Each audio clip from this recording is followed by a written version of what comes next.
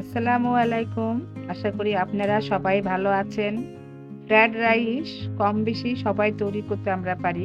তো নতুনদের জন্য যারা পারেন না তাদের অনেক উপকারে আসবে আমার এই ফ্রাইড রাইসের রেসিপিটা দেখে। তো আমার রেসিপিটা অবশ্যই শুরু থেকে শেষ পর্যন্ত অবশ্যই দেখবেন। তো প্রথমে আমি চুলাতে একটি পাতিল বসিয়ে নিয়েছি। তো আগে থেকে পানি গরম করে রেখেছিলাম। তো পানি গরমের মধ্যে ১ চা চামচ সয়াবিন তেল দিলাম যেন ভাতটা ঝরঝরে হয়। তো ভাতের চালটা আমি পানির মধ্যে দিয়ে দিলাম, নেড়ে চেড়ে নিলাম। ভাতটা আপনারা 95% সিদ্ধ করবেন, পুরোপুরি সিদ্ধ করবেন না। আমি এখন ভাতটা ছেঁকে নিচ্ছি। ছড়ানো একটি ট্রেতে তুলে নিলাম। যে ভাতটা আমি ৮ ঘন্টা ফ্যানের নিচে শুকিয়ে নিয়েছিলাম যেন বাষ্পটা বের হয়ে যায় রাইসের। তো আমি আবার একটি চুলায় ফ্রাই প্যান নিয়েছি।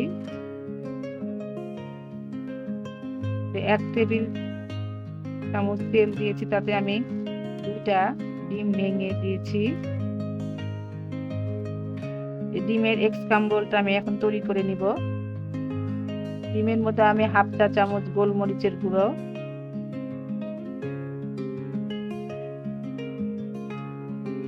সামান্য অল্প লবণ দিয়ে একটু আবার নেড়ে চেড়ে নিচ্ছি।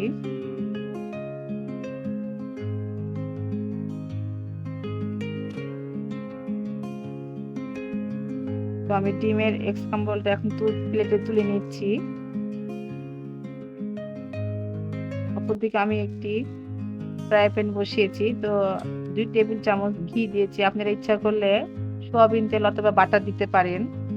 তো তাতে আমি ২-৩টা কোয়া রসুন কুচি দিয়েছি আর ২-৩টা পেঁয়াজ কুচি দিলাম। পেঁয়াজটা আমি নেড়ে চেড়ে নিচ্ছি নরম হওয়া পর্যন্ত।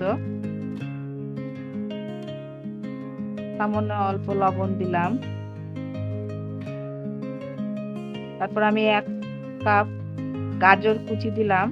গাজরটাকে আমি লম্বা লম্বা করে কেটে নিয়েছি। তো যেসব সবজিগুলো শক্ত সেগুলো একটু আগে দিবেন আপনারা। তো তার মধ্যে আমি একটু দিলাম মটরশুঁটি ১ কাপ, তারপরে ক্যাপসিকাম ৪-৫টা কাঁচামরিচ দিলাম। আবার নেড়ে চেড়ে নিচ্ছি একটু।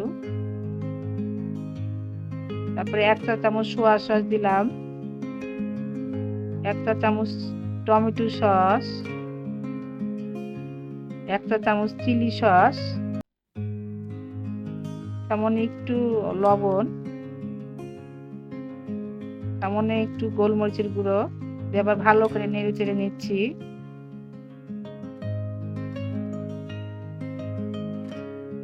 তারপর ১ কাপ পরিমাণে বাঁধাকপির বদলে আপনারা ফুলকপি, ব্রকলি দিতে পারেন। তারপরে যে আগে রাইস রান্না করে রেখেছিলাম সেটা এখন দিয়ে দিচ্ছি। দিয়ে আবার নেড়ে চেড়ে নিলাম। তারপরে যে ডিমের তৈরি করে রেখেছিলাম স্ক্র্যাম্বল সেটা মিশিয়ে দিলাম। দিয়ে আবার নেড়ে চেড়ে নিচ্ছি, সব একসাথে মিশিয়ে নিচ্ছি।